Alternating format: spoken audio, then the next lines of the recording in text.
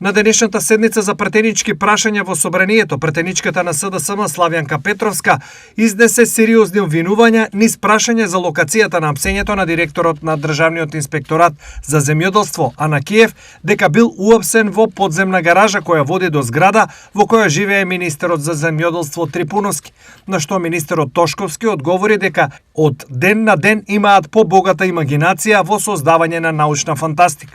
Локацијата каде е уапсен директорот никогаш не беше кажано во јавноста. Дали намерно или ненамерно, таа е локацијата во подземни простории, гаражи кои водат до домот на министерот за земјоделие. Каква случајност? Доказ за тоа е овој имотен лист кој потврдува дека оваа локација со улица Матеа Матевски во Скопје на истата адреса стан има и министерот за земјоделие. Тоа никогаш не беше кажано ниту во пресконференциите, ниту во соопштението. И оттука моето јасно прашање до вас е дали вие или некој друг свесно и намерно во Министерството за внатрешни работи ја прекина операцијата, односно го уапси директорот пред тој да ги достави парите токму до министерот за земјоделие.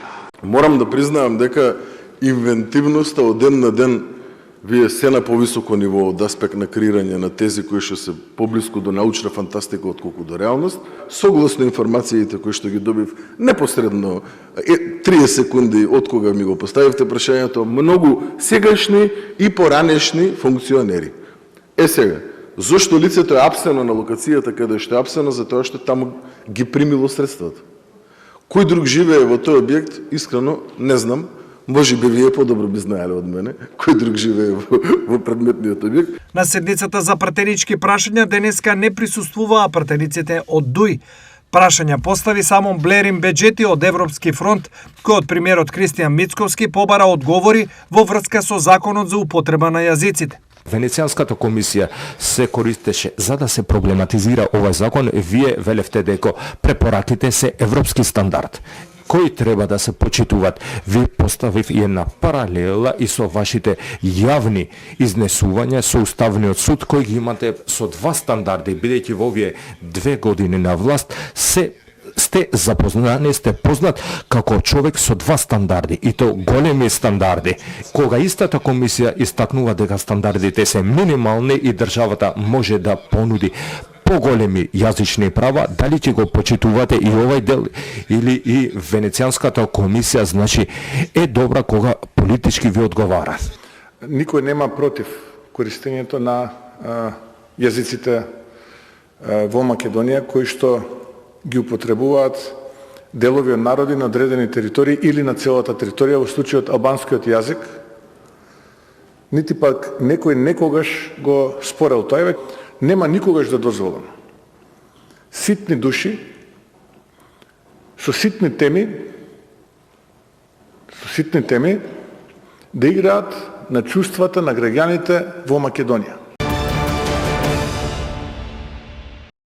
СДСМ денес низ прес говорат дека полицијата поседува софтвер Pegasus, кој возможува пристап до камерите и микрофоните на телефоните на сите граѓани на Македонија и масовно се злоупотребува против новинари, активисти, опозиција и критичари на властите. ВМРО ДПМН од друга страна говореа за лагите кои ги шири СДСМ и обидите на Филипче и СДС за манипулација на јавноста. Министерот Панче Тошковски јавно изјави дека полицијата поседува софтвер кој возможува пристап до камерите и микрофоните на телефоните на сите граѓани на Македонија. Тој систем се вика Pegasus. Pegasus е шпионски софтвер кој го разви израелската компанија NSO Group. Се користи за таен и тотален надзор. NSO Group го продава на влади под изговор на борба против тероризам и криминал, но масовно се злоупотребува против новинари, активисти, опозиција и критичари на властите низ целиот свет. Брисел потврди дека ИПАРТ програмата не е блокирана и дека реализацијата продолжува. Додека европредседникот Томас Вајс јасно посочи дека Македонија има напредок во делот на реформската агенда. Со тоа, паднаа во вода обидите на Филипче и СДС за манипулација на јавноста и земјоделците. Тие со месеци ширеа невистини дека европските средства се изгубени, дека програмата е запрена и дека земјоделците нема да добијат поддршка. Вистината е дека по случајот во платежната агенција, владата предводена од ВМРО ДПМН навремено реагираше, ги стопираше процесите, го извести Брисел и побара вонредна и темелна контрола. Македонија со пат од 3 места на листата на слободни медиуми според последниот извештај на Репортери без граници и отвори нова тема за двобојка и партиите. Од 180 држави на листата и со 69,49 поени, годишниот извештај за слободата на медиумите државата ја позиционира на 42-то место, а во однос на регионот само Црна Гора е место над нас. Со Мицковски, Македонија падна за 3 места во индексот за слобода на медиуми на Репортери без граници. Сега сме во групата земји со проблематична состојба. Ова е уште еден доказ како Орбановата медиумска мрежа во служба на Мицковски исполнува една од клучните реформски точки за Европската Унија – слобода на медиуми. Целата мрежа, особено Алфа ТВ, сигурно е многу горда на овие резултати. Браво! Објави Филипче на социјалните медиуми. Филипче се најде за кредибилен и легитимен да говори за слободата на медиумите, кога нема медиум, портал и новинар со кого не се скара. Односот на Филипче и СДС по насока на пиар шефот на кукниот пријател на Заев, Зоран Башановиќ, кон медиумите е крајно арогантен, срамен и во одредени случаи безобразен. Филипче треба да се стави прст на чело и да размисли што прави со новинарите и медиумите и дали тој негов однос е правилен. Доколку смета дека така треба, следната година уште надоле ќе одиме. Реагира од ВМРО ДПМН. Иако Македонија бележи пат од 3 места според извештајот на Репортери без граници, сепак во споредба со Балканскиот регион, Хрватска, Романија, Бугарија и Србија се зад нас.